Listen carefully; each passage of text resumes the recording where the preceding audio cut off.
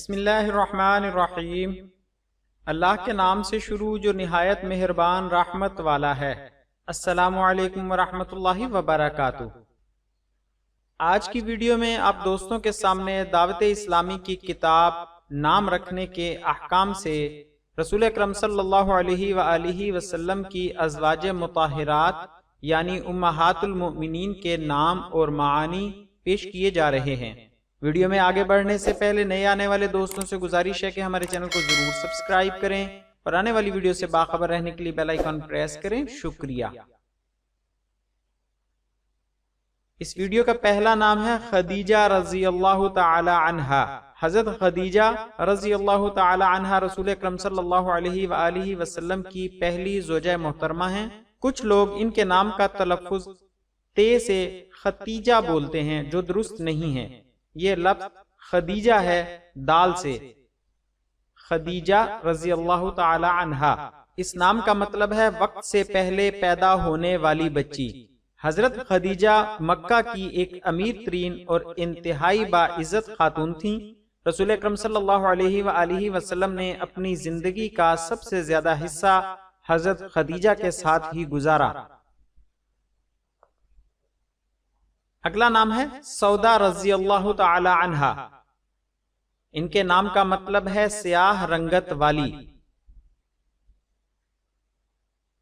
نام عائشہ رضی اللہ تعالی عنہا۔ حضرت عائشہ رضی اللہ تعالی عنہا رسول اکرم صلی اللہ علیہ وآلہ وسلم کی سب سے چہیتی زوجہ ہیں۔ اسلامی تاریخ میں آپ ایک بلند پایہ شخصیت کے طور پر جانی جاتی ہیں۔ آپ دین کی بہت بڑی عالمہ بھی تھیں۔ آپ کے نام کا مطلب ہے خوشحال۔ آپ حضرت ابو بکر صدیق رضی اللہ تعالی عنہ کی صاحبزادی بھی ہیں۔ نام حفصہ رضی اللہ تعالی عنہا۔ حضرت حفصہ حضرت عمر فاروق رضی اللہ تعالی عنہ کی بیٹی ہیں۔ آپ کے نام کا مطلب ہے خوبصورت۔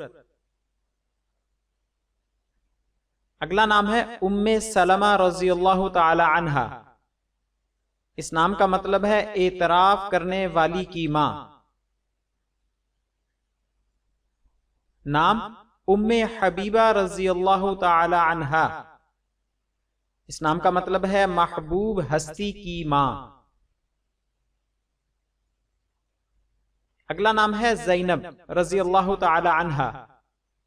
اس کا مطلب ہے ایک حسین خوشبودار پودا۔ یہ نام دو امہات المومنین کا ہے۔ نام میمونہ رضی اللہ تعالی عنہا۔ اس نام کا مطلب ہے برکت والی۔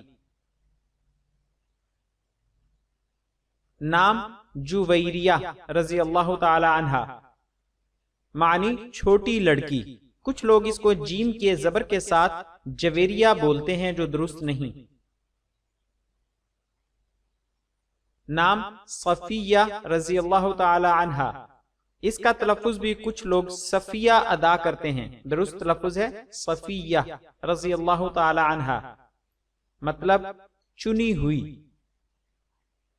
التماس، اسلامی لحاظ سے نام رکھتے ہوئے تاریخ پیدائش، دن، لکی نمبر یا ستاروں وغیرہ کا حساب لگا کر نام رکھنا مناسب نہیں ہے۔ نام رکھتے ہوئے صرف اچھے معانی اور اچھی نسبت کا خیال رکھنا چاہیے۔ مزید ہمیں کبھی بھی ایک دوسرے کو برے ناموں سے نہیں پکارنا چاہیے۔ اگر آپ اسلامی نام اور ان کے معانی میں دلچسپی رکھتے ہیں تو آپ سے گزارش ہے کہ ہمارے چینل کو ضرور وزٹ کریں اور اپنی قیمتی رائے کمنٹس میں ضرور ظاہر کریں۔ شکریہ، جزاک اللہ خیرہ۔